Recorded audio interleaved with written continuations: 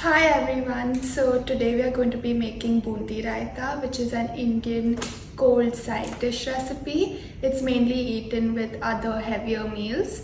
It takes 10 minutes to make and the main ingredients are yogurt. We have chaat masala, which is a blend of spices to make it taste a little sour.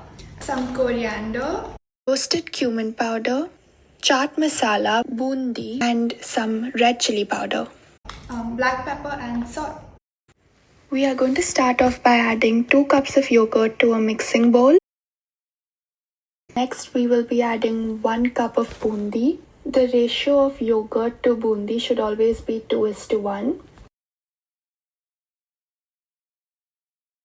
Next, we will be adding 1/4 teaspoon of chili powder, half a teaspoon of cumin powder, half a teaspoon of chaat masala, 1/8 teaspoon of pepper.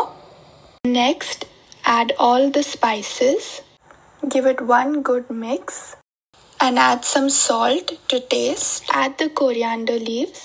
Mix it again and your Boondi Raita is ready. This is Boondi Raita.